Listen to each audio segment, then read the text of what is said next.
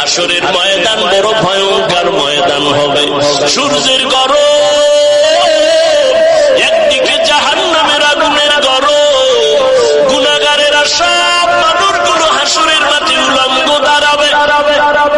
সূর্যের ছায়া পাবে না, আরশে আজিমের ছায়া ছাড়া কোনো ছায়া থাকবে না।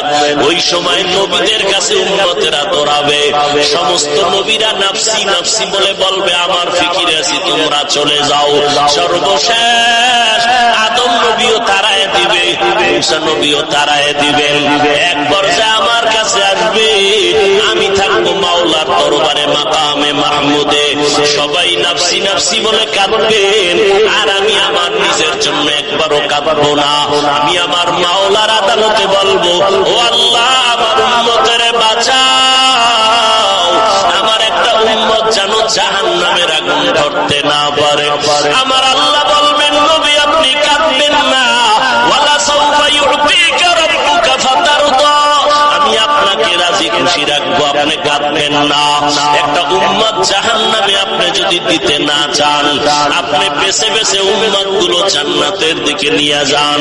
আমার নবী উম্মত গুলোরে ধইরা এক সারিতে হাউজে কাউসারের কিনারায় হাজির করবেন, পানি পান করাবেন নবীর নিজের হাতে। হঠাৎ একটা পর্দা পড়ে যাবে, ফেরেশতাকে নবী বলবেন, পর্দা দিলে কেন? উম্মত তো বাকি আছে। ফেরেশতারা বলবে, এরা আপনার ওই উম্মত, আপনি বিদায়ের পর আপনার সুন্নতের তারা জবাই করেছে। আল্লাহর নবীর হাদিস বাবা ভুলিয়া যাইও না।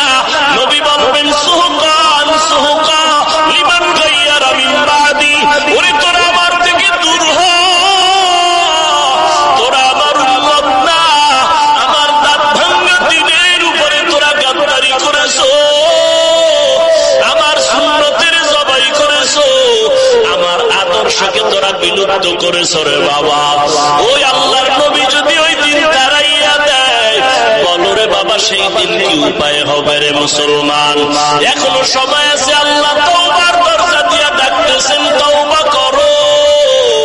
আল্লাহ এত দয়ার মালিক, পাহাড় পরিমাণও যদি গুনাহ করো, তওবার দরজায় ফিরে আসো।